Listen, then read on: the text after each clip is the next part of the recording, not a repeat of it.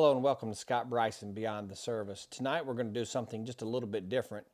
Don't worry, we're still going to interview people. That's our meat and potatoes. But I wanted to just get on here and talk to the camera a little bit and do a little bit more of a long form. You know, if you follow me on social media, on TikTok or Instagram, you see my shorts, right? The 1 minute videos, minute and a half videos where I talk about things from the heart and keep it pretty short because that's the format that those platforms require. So tonight I just wanted to get on here and give a little bit longer format. Sometimes I feel like I'm trying to play beat the clock when I'm, reading a Bible verse or talking about something from my heart or telling a story or whatever. And tonight I just wanted to be able to relax, kind of get into it. I don't know how long this is going to last, but I'm going to start mixing these in. I'm definitely going to continue to interview people because I think that's interesting and I don't want to hear myself talk all the time. I want to give you different perspectives from different people. I know people from all around the world. I was very blessed to have a great career with the Secret Service where I worked 25 years as a special agent, and I've lived in a bunch of places. I've been on 6 continents. The only place I haven't been is Antarctica. Didn't get to check that box. I came close, but that didn't happen. I've lived in, North Carolina, which is where I started and where I'm at now. Started in the Charlotte field office. Then I went to D.C., I've lived in New York, I've lived in London, I've lived in Hawaii, I've bounced all around. We've been very blessed to do a bunch of things, and I just want to be able to sort of relax and sort of just get into the weeds a little bit on some of that stuff. Now, we're not going to be able to touch on all of that tonight, but a few days ago I did I put a post out and said, "Hey, what are you looking for?" And so I got some good feedback. And what I do want to say too. Sorry, my brain's kind of going fast right now. Trying to remind myself to slow down because I'm used to talking fast for those other platforms. But, so far, I haven't been censored here on YouTube, which is a cool thing. I know they can be difficult to deal with sometimes, according to certain people, but I have had good luck, so that's good. And that's where I watch a lot of my podcasts. I just watch it on YouTube, so I have no beef with them. I would like to say that we hit the 200,000 follower mark on Instagram recently, and I can't believe that even happened as quickly as it did. I didn't think it would ever happen. I really don't know how all that works, but for 200,000 people to follow our account, whatever, is mind-boggling. And so my videos have been doing really well on Instagram, but the same content's getting held back on TikTok.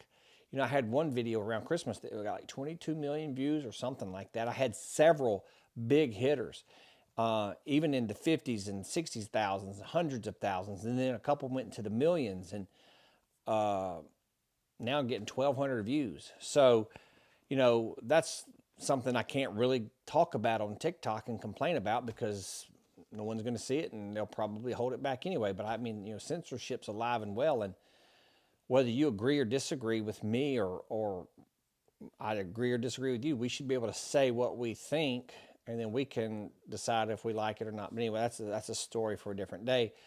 But I just wanted to get that off my chest because I've been very frustrated. I'm trying to figure out what in the world.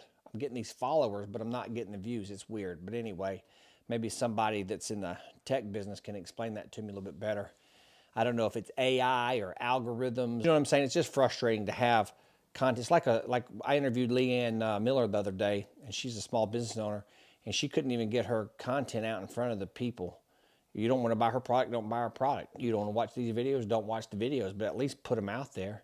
It's called a free market, but anyway, that's like I said, that's a story for a different day. So what I wanted to do tonight was I just wanted to talk for a little while about some of the things that people seem like they're interested in, and the number one response I got was, we want to hear more stories from your Secret Service career.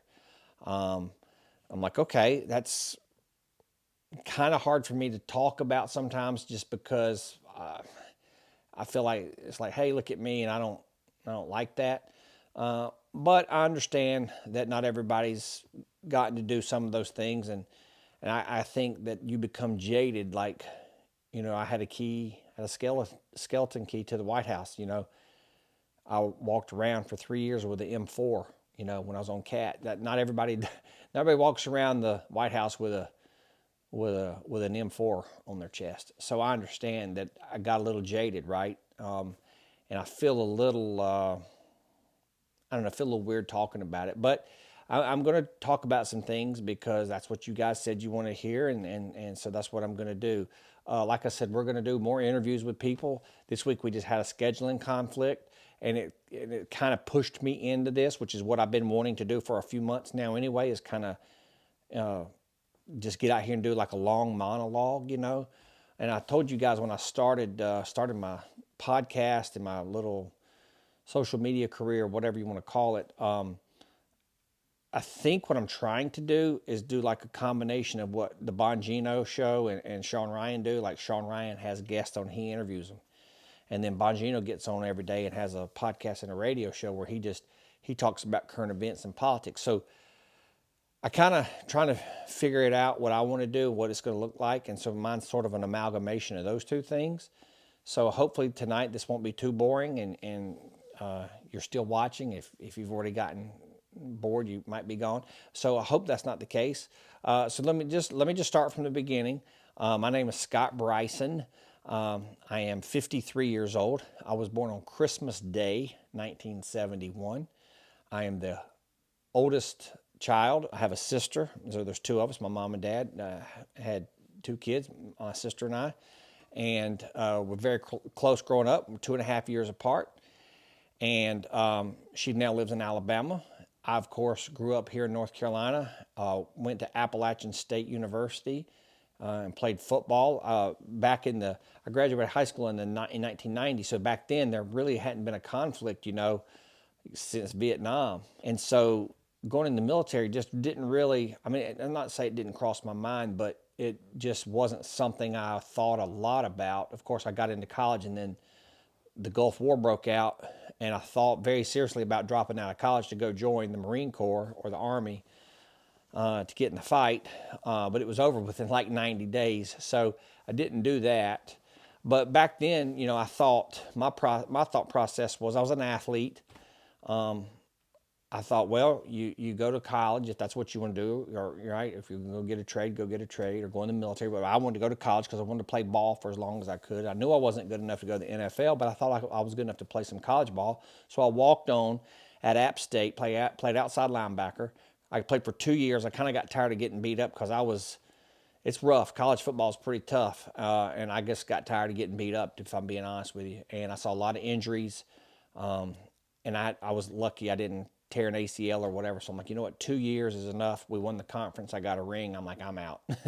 So my thought process was back then, you go to college, you play whatever sport you're playing for as long as you can play it. You get a job, you get a wife, and you get a family. And then the rest is history. And that's kind of what I did. And I'm glad that it happened the way it happened. I know that God does everything for a reason, and nothing. He doesn't do random, and things, you know, don't just happen. I believe that we have a path. I do highly regret two things. I regret only playing football for 2 years. So if anybody's out there watching this and you're a younger person, man, just when you're 19 years old, you think you know everything. You don't know crap. So just tap the brakes. Ask for some advice from people that you trust, and just stopping. I don't like to say I quit. I mean, I guess I did. I didn't quit during the middle of the season, but I didn't go back. So, like, you know, we're all going to have our last game, right? Some guys it's in high school, some guys it's in college, some guys it's pros, but everybody's going to have their last game. And I just wish I could have prolonged that, you know, because I really look back on that going, man, I really missed some opportunities there. But it happened for a reason, and you know, you can't go back. Hindsight's 2020. So my biggest regrets professionally, if you want to call it that, socially, professionally, played football for 2 years, and I wish I'd have played all 5 because I got redshirted. And then I did not join the military, which is kind of weird because both of my grandfathers were World War II vets, and they both lived through the war, thank God. And you know, I'm from North Carolina. Fort Bragg's 2.5, 3 hours from here. I can't believe I didn't join the Army and try to go SF or Delta or something like that. I'm not saying I would have made it, but I I'm like, I didn't even try. And that's a hard pill to swallow. Again, I've kind of gotten over that. I'm 53 years old. I'm well into my journey. But I do look back and go, man, I woulda, coulda, shoulda, right? But it's too late. That ship sailed. Like I said, it was 1990. Had I been in college when September 11th happened, 100% believe I would have dropped out of college and joined some type of military outfit. Now, I was dating my wife. I didn't know she was going to become my wife, but I was dating my high school sweetheart all through college, and we got married. So I think she would have been okay with that. She's been very supportive. My Secret Service career, police career, she was very supportive. Couldn't have done that job, either of those jobs, without a supportive spouse. So I think she'd have been okay with that. But again, we'll never know. But I guess what I'm trying to say right now is I'm just giving you a little insight into my background, but I'm also trying to maybe help someone who's kind of at a crossroads right now, maybe a little bit younger person listening to this, thinking about a career change or, going in the military, not going in the military, getting a job, a certain career field. Go with your gut, pray. But if you're a believer, in Christ, pray obviously, and ask for guidance from Him, and also get advice from your family. Go with your gut, and try not to look back, because, like I said, I believe we all have a path, and everything happens for a reason, and so you can't live in the past, which I did for a long time, which is a story for another time perhaps. But I spent a long time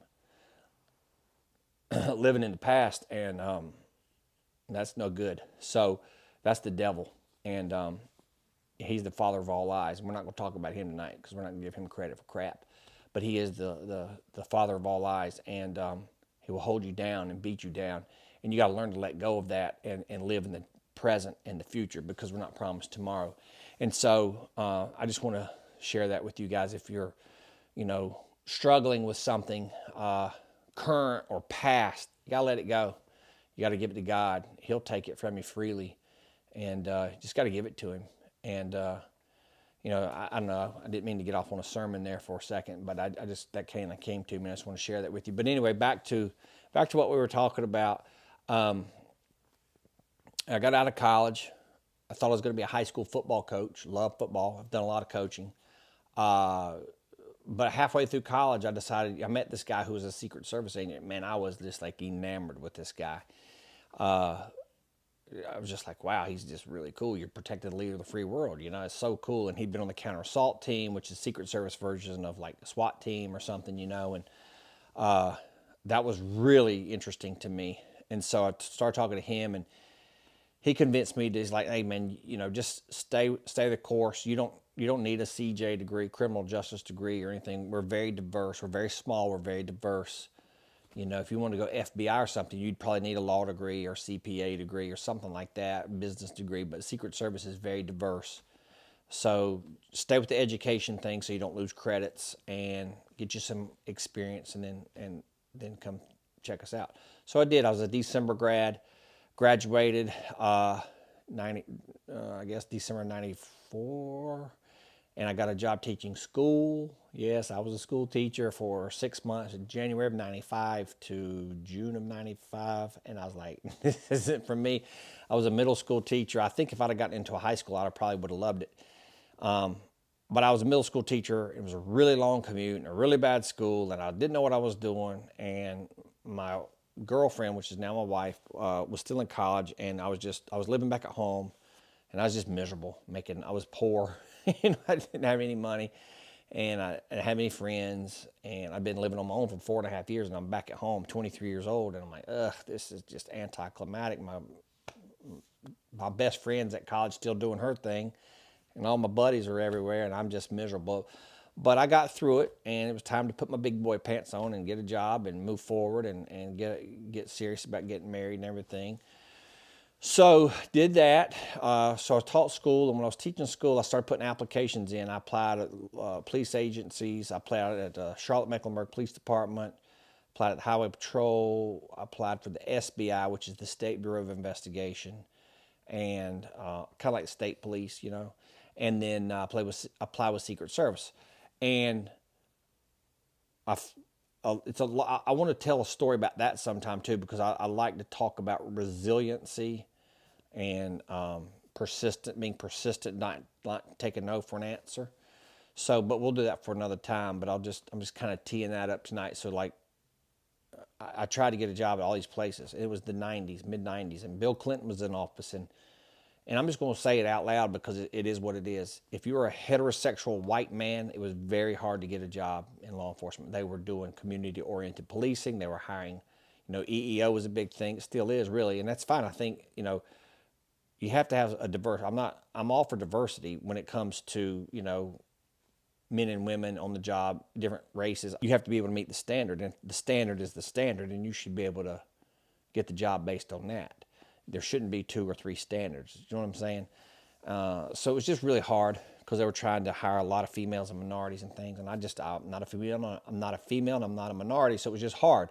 So I ended up getting a job in the county I was from, and again, this is a story for another time because it's a really cool story. It wasn't cool at the time, but tonight we're trying to talk about Secret Service a little bit more, and I'll give the backstory later. But I ended up getting a job. Lo and behold, through a lot of different things that happened, I ended up getting a job at Concord Police Department, and I was a Concord City cop for 2 years, right at 2 years. I just didn't want to really work in the town or county I was from because I just didn't want to arrest people I grew up with, if I'm being honest. I just didn't want to be around. I always wanted to be a police officer, but I just didn't want to bump into people I knew all the time. I kind of wanted to go to the next city over, a bigger city where I wouldn't know anybody and just do my thing. Didn't work out. So 2 years later, I get on with Secret Service, and I start in the Charlotte field office. I did that for just over 5 years. It was great. One of those years I spent on the Violent Crimes Task Force. I interviewed Scott Shipman last week, and codenamed Spanky. He's the best. He's one of the best investigators I've ever been around. I would not want that guy after me. But I spent a year on the Violent Crimes Task Force, and I got to be and I was young. I was 20 something. I don't remember, late 20s, and I was still full of piss and vinegar. And we're out there locking up drug dealers and gun runners and homicide suspects and all kinds of stuff, man. It was like I was a real cop again, and I loved it. And then, of course, like anything, they make you rotate around, and then I went back to the field office, and then eventually found my way to D.C., and I got transferred to the Presidential Protective Division in March of '03. So this was all, I went to the academy. I guess I sort of skipped over that, didn't I? I went to the academy in December of '97, and I graduated in June of '98, that in and of itself is another story we'll talk about some other time, because my wife was pregnant and we had our first child.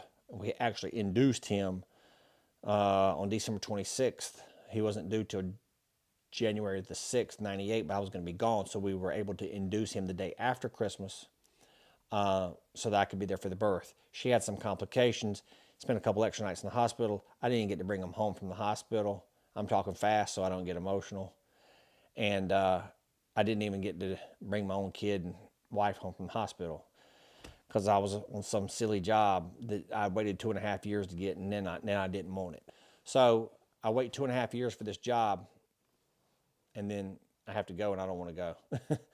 But I was making $24,000 a year at the police department, and I was like, I want to be a provider. I want to provide for my family. So I was trying to see big picture. I was looking down the road because I knew I could make some decent money, which I ended up doing.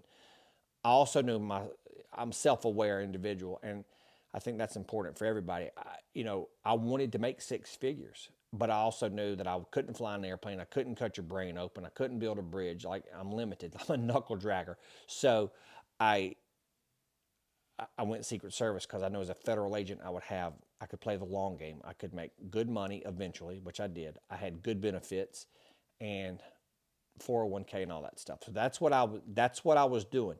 But when you're 26 years old and your wife's laying in the hospital bed and you got your son there, it is a whole horse of a different color when you actually have to go get on an airplane.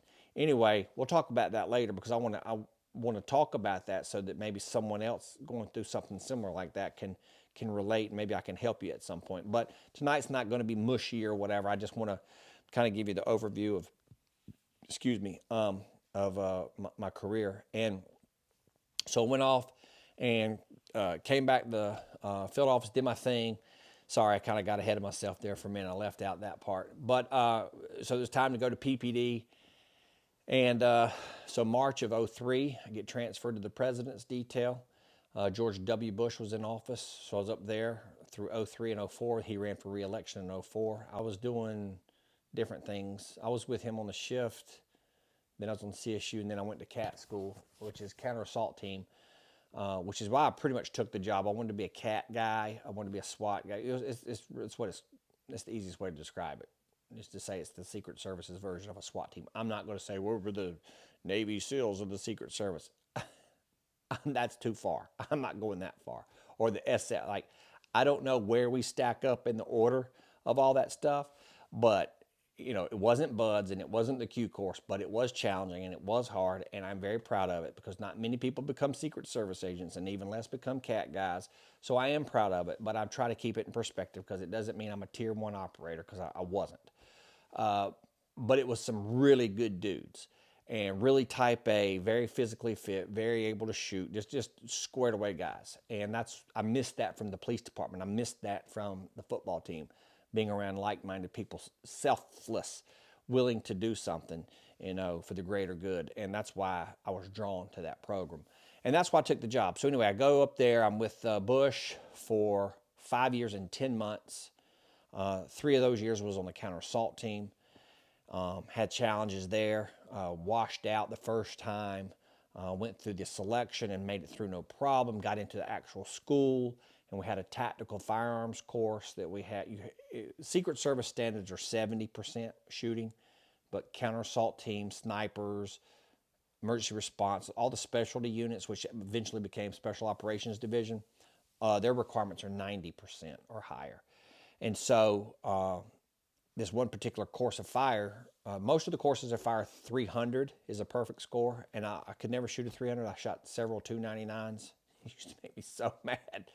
I could shoot 299. I was always in the 280s, 290s. Sometimes I'd get a 297, a 299, something like that. I could never shoot a 300. It's an M4, so it basically shooting itself. But it was awesome. But the tactical firearms course was a score of 200, and you needed a 180. That's 90%. And I shot a 178, so I washed out by literally one round. I'm like, are you sure it's not touching the? And they're like, nope. So that was very humiliating, and I guess humbling is a better word. But that plays into the resiliency part of my life that I'll talk about later when I get into an episode about being resilient.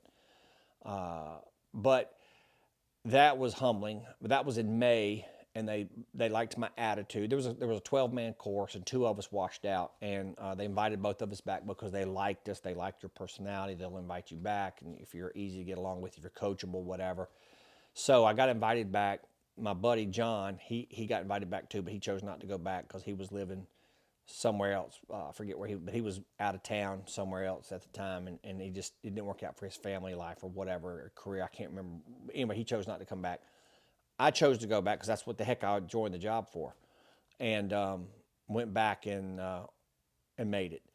And that's a cool story too because I ended up going through. And if you ever caught the episode that I did with John Hamby, who I think was my second interview, just a salt of the earth kind of guy. He's the kind of guy you want your sister to marry, just an awesome dude.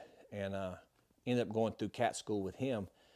Of course, the program had gotten longer. If I'd have gone through the first time, it was a little bit shorter, but they kept adding to it, so I ended up going through a longer school. But he was going through a really nasty divorce, and he had 2 little girls, and life was hard for him for a long time, and he's remarried now, and he's doing great, and I love him so much. Just a good, godly man. And for the first time, I think, in my life, I was able to actually help somebody, instead of me needing help. Like, I feel needy sometimes, like I need help all the time. I was actually able to help him, I think, by just being a good listener in the car, and commiserating or whatever, just listening to him. And he's a really good dude, really good guy. And so I know that as much as that sucked for me, I had to, from May to September, I had to wait.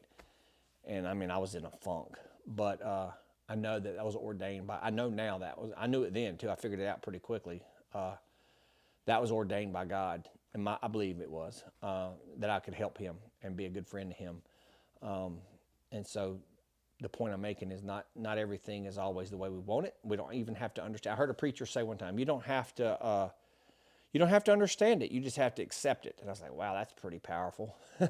Kind of hard to hear because you want to understand everything. We're not meant to understand everything.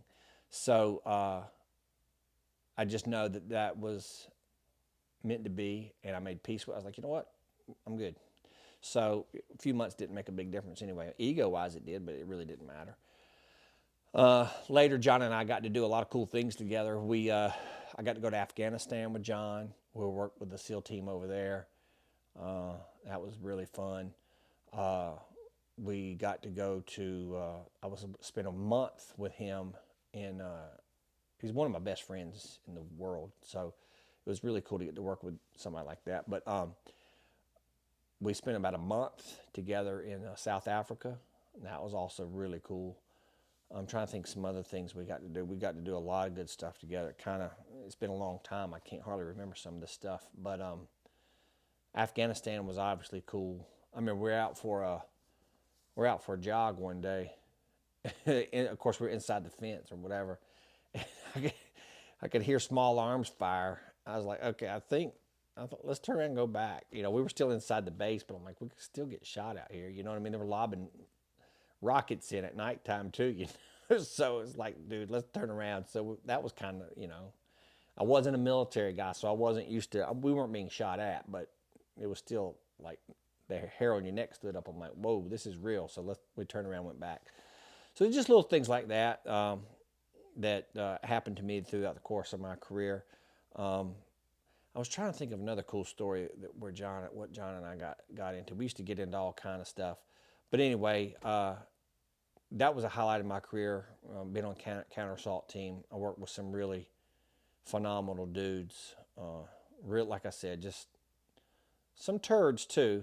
Okay, there's 10% everywhere, but uh, you know, really good guys and type A, selfless, hard chargers. I saw a video that DJ Shipley did talking about counter assault team one time, and that did my heart good because the last few years Secret Service has taken some lumps with kind of the way they've been doing business, with DEI nonsense and Trump getting shot and getting shot at. I mean, just stuff that you don't ever want to have happen, but if it happens, you hope you're working.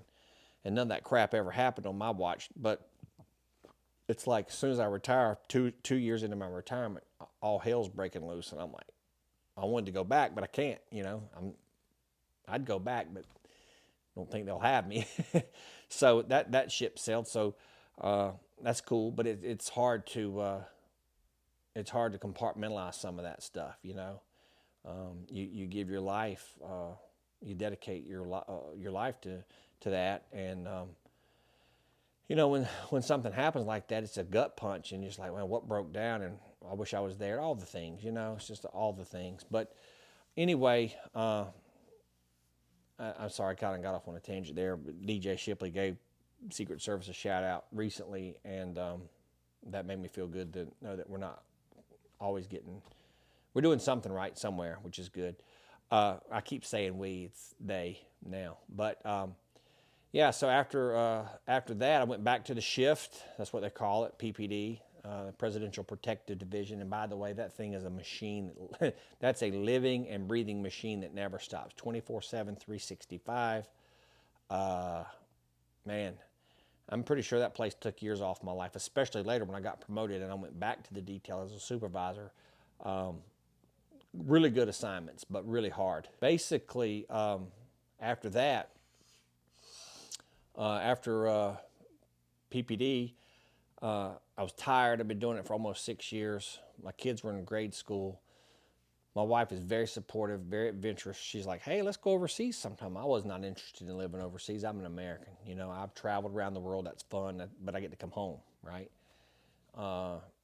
I ended up putting in for London because I was tired. I was beat down. I was so tired because my CAT time had gotten screwed up because I went to CAT when it was a satellite, when it was counter assault team was a part of the special programs branch which was under PPD, it got so big, and all the other elements like the snipers and the ERT and the K9, they created a division. So it was under PPD, and then it went up beside the PPD. It was a Special Operations Division, which is a little bit bigger, right? And so they didn't know what to do with me because I was a little bit of an anomaly, because John and I were the last two guys that were literally on PPD to go to CAT. And then everybody else came from the field because they couldn't get guys to, either guys didn't want to go or couldn't make it through the program. So they had to open it up to the field. And so young guys were coming in, and from Chicago and Dallas or wherever, and I'm like, man, this is weird, but it worked, but it was a little weird at first because when I went, you were a little bit older, a little bit more seasoned. You were on the president's detail. That was just a satellite. You know what I mean? But now these little hot shots came in, and it was just different. So when I rotated back, John ended up staying on CAT because of his personal life. It was just better for him. And he rose up through the ranks over there, and that was really good for him. I wouldn't go back because there are certain things. The way it works is when you're on PPD, they don't just throw you like, okay, you're doing the lead advance in, San Francisco next week. No, by the time you're doing lead advances and RONs, which is remain overnight at hotels, like you're long in the tooth, logistics and all that stuff, all the hard stuff. It's a building block, right? So, when you get there, you do like an LZ or an airport, and then you get a site, and then you get a little bit bigger site, and then you do sites all the time, and then you'll do logistics or the RON. Which is, like I said, remain overnight if he spends a night in a hotel somewhere, and then a lead or whatever, and then a foreign lead and all this stuff. So it's a building block. So you don't get to do some of the harder, more challenging things until you're post-satellite. Well, my satellite, CAT, under Special Programs Branch, was no longer a satellite. It was a whole new dang division, and they didn't know what to do with me. And they're like, well, you're going to do another year over here. I'm like, okay. Well, my year got up, and they're like, you're going to do another year. So I was going to do 7 years on full-time protection as a hump, okay? Not even as like an NCO, just like a hump. And most of my contemporaries were doing is 4.5 to 5. If you're on VP, you're rolling off of VP in like 4 years eligible for promotion. So imagine, like, for the military guys, there's NCOs. Well, then some guys are always officers, right? And then some guys are enlisted, and then they become officer.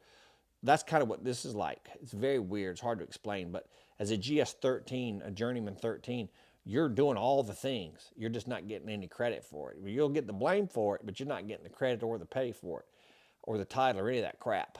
So in order to get bumped up to a 14 or a 15, you have to get officially promoted. And so these guys on VPD were getting promoted much faster. But I didn't join the job to climb the ranks. I joined the job because I wanted to protect the leader of the free world.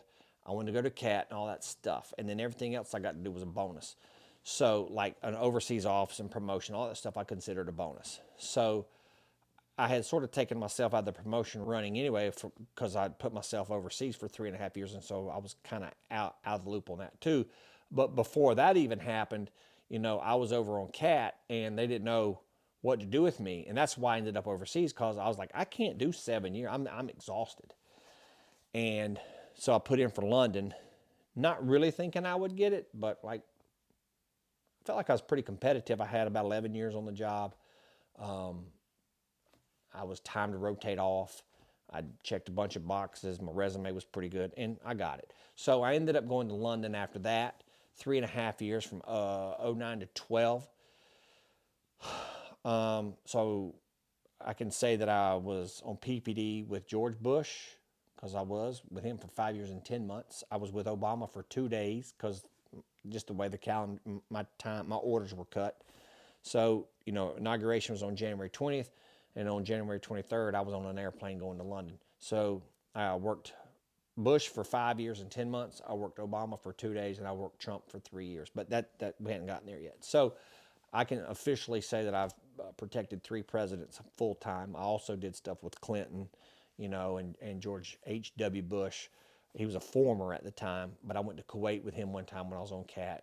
So I got to do some cool things, met Oliver North and some different people, so it's pretty cool.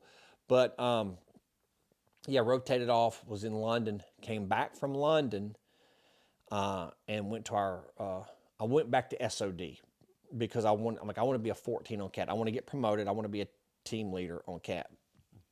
Excuse me.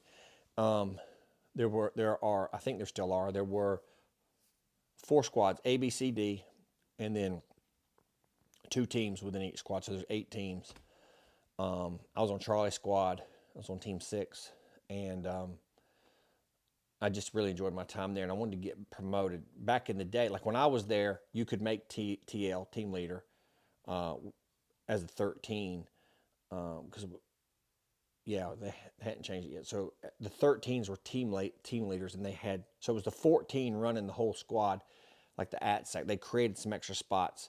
So like special agent in charge, DSAC, ASAC, ATSACs, and then TLs and whatever. So you were like a journeyman, but you were still a TL. So I made it to assistant team leader. John made TL, and we worked together. And then if he was out, then I'd ride in the right front seat or whatever. But I didn't get the full title because I was going back to the shift. So I made assistant team leader, and so I got to ride the right front seat a few times on different things. But as the team leader, he was a 13 at the time. But then they changed it later, and in order to be the actual team leader, you had to get promoted to become a 14. It's a bunch of nerd talk, but basically it's just the way they restructured the pay grades and stuff, and some guys got jammed up with Cartagena and some different things. And so they're like, okay, we need a little bit more structure. So we're going to put managers in these positions and try to rein the boys in a little bit, which I think ultimately is a good thing. So I wanted to go back to SOD because they had created extra 14 spots. And I thought, well, that'd be a pretty good spot. So I went back to SOD, but I went to our surveillance unit.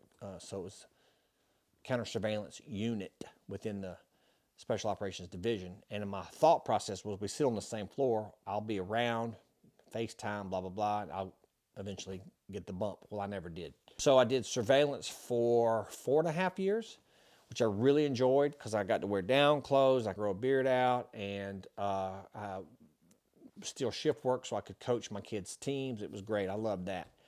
I like the shift work. Monday through Friday, 9 to 5, I didn't like so much. I liked the shift work.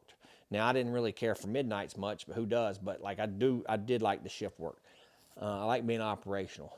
So I did that for 4.5 years. Again, was the senior enlisted guy. That's about the best way I can describe it.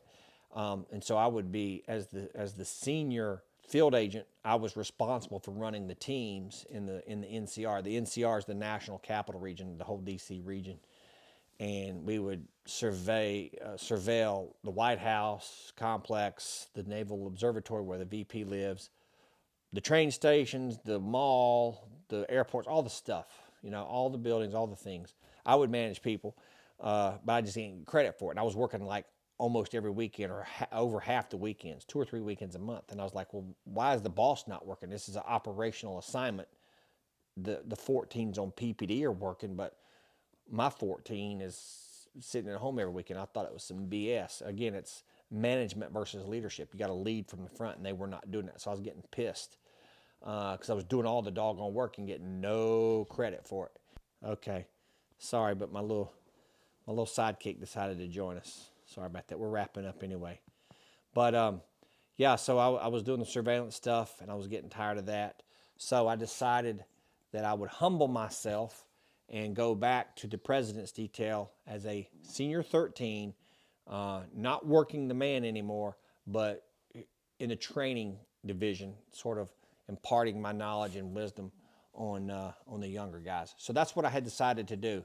So once I finally stopped being so doggone bitter, and I humbled myself to go back to do something I really didn't want to do, but it was going to give me my weekends off, and that's why I did it. I got promoted. So I don't know if the good Lord rewarded me or not for finally humbling myself, but I finally, at the 19-year mark, I got promoted, and I went back to PPD. Instead of going back as a 13 worker bee doing training, I actually got promoted to a GS-14, and I was the detail leader for Eric Trump in New York City. And that was in December of 16. And so in January of 17, of course, Trump got sworn in, and I got to walk on the parade route, which is probably the coolest thing I ever got to do as far as like working POTUS. Super cool. Eric and his family are just salt of the earth. I love them so much. In fact, I was talking to Laura today via text because she's a big dog lover and sent her some pictures of my pooches. But yeah, I mean, it was great. And I went to New York City. I lived in New York City for 15 months. It was an 18-month assignment. It was called a long-term TDY. But I ended up doing 15 months, and that's a story for a different day. The bosses up there were a little hard to deal with. They brought me back early against my will, so I did 15 months up there, and I came back to D.C. 3 months early, which I wasn't really happy about because I was really hitting my stride. 15 months, I was getting good at my job, and the hard part was over. I could see the light at the end of the tunnel, but they brought me back, and I ran our surveillance unit because I'd done that for 4.5 years over at SOD, but now I was running it for PPD. I actually ran the unit for a whole year at PPD. And so basically, and after that, I'm sorry, I'll get in the weeds on all that stuff here in a second. And then after that, I rounded my time out in the JOC. I did my last 8 months in the JOC, Joint Operations Center.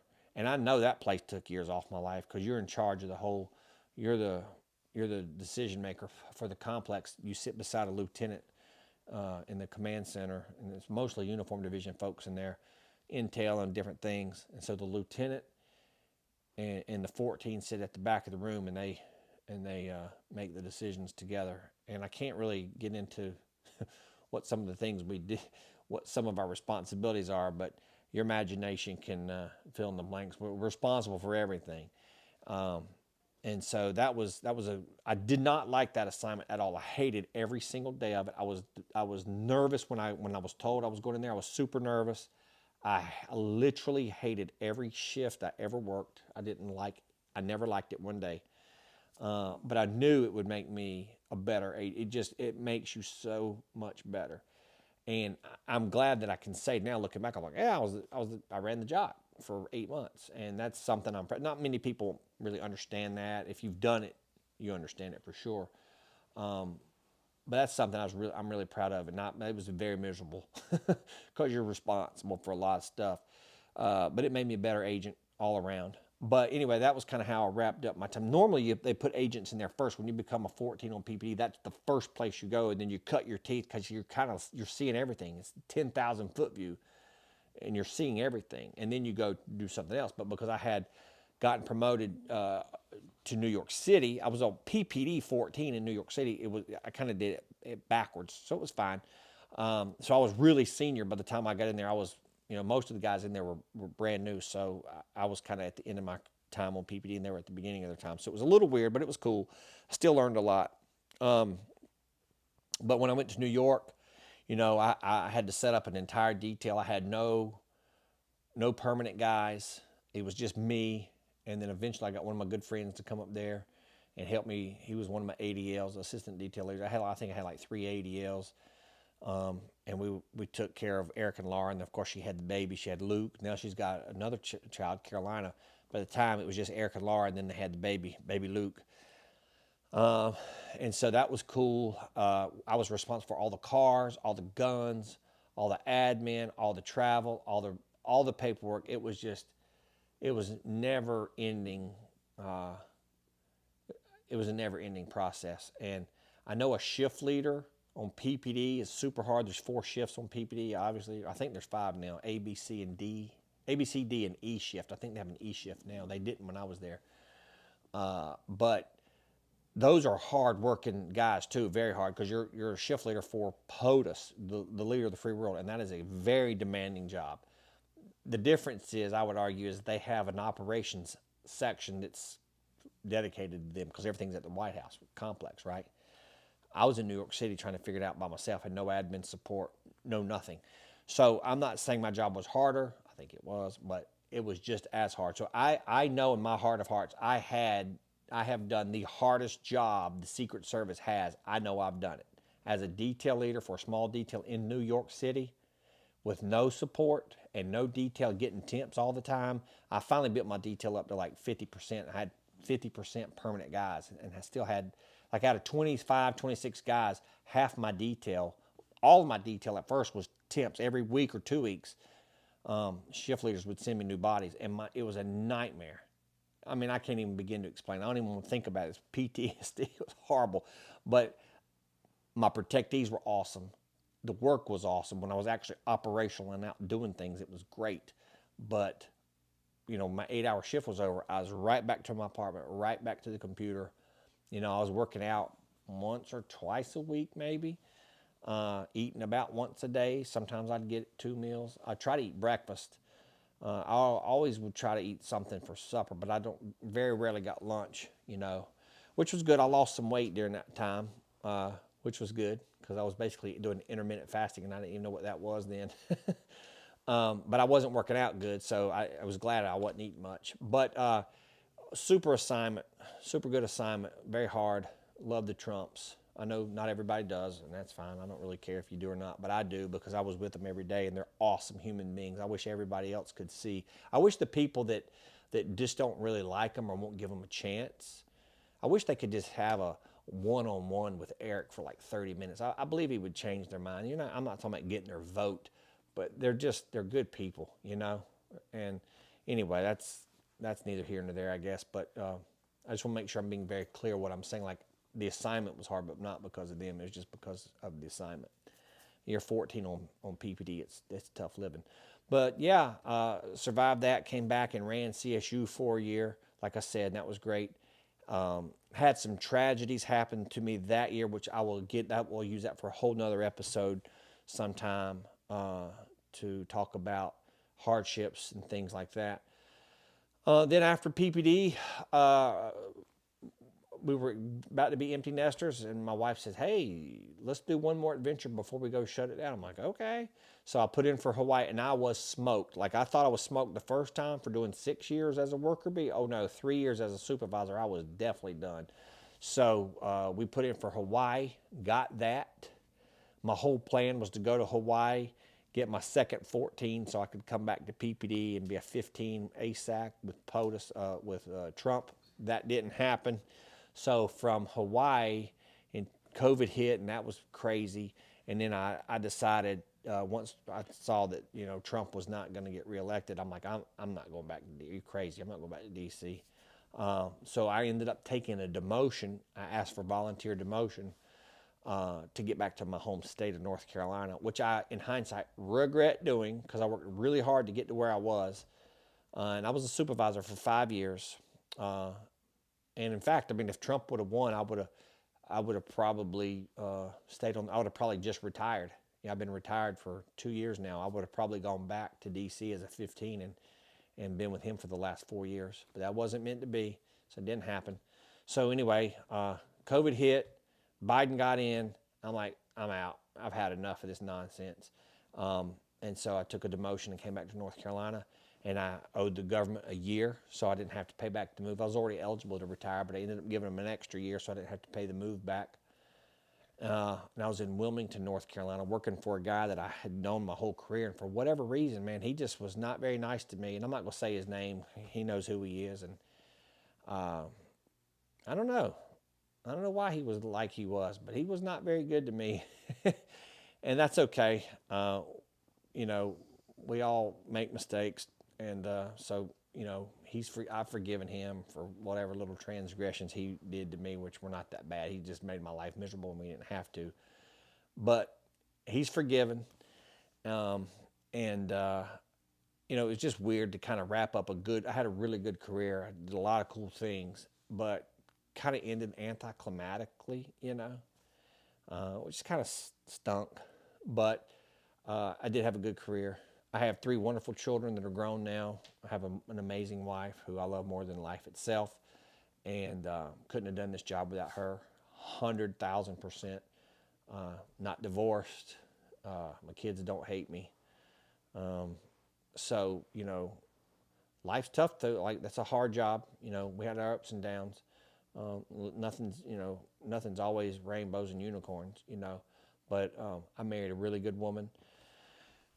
I outkicked my coverage. If you're a football fan, you know what I mean by that. I outkicked my coverage on her. So godly woman. We're living for the Lord, hook, line, and sinker. I think we always were, but now I know we are. Life can be hard and life can be difficult, and things happen that you don't think will happen. But you know, grace is very powerful, and that comes from the Lord. He's a great example um, of that. So, um, yeah, I couldn't have done this job without her and the kids. Definitely couldn't have done it without the Lord. So, I don't know if this wasn't an interview. I don't know if this monologue was interesting to you or not. Hopefully, it was. If you're a man or woman of faith and you're watching this, all right. If you're not, uh, maybe someday you'll come around, and just I just wanted to close with saying that God loves you. You are important. You mean something to somebody, even if you don't have anybody on this earth. You have a heavenly Father that loves you, and Jesus Christ loves you. And I just hope that you'll keep watching these videos, and maybe I'll say something at some point that'll help you or maybe lead you to faith. Thank you.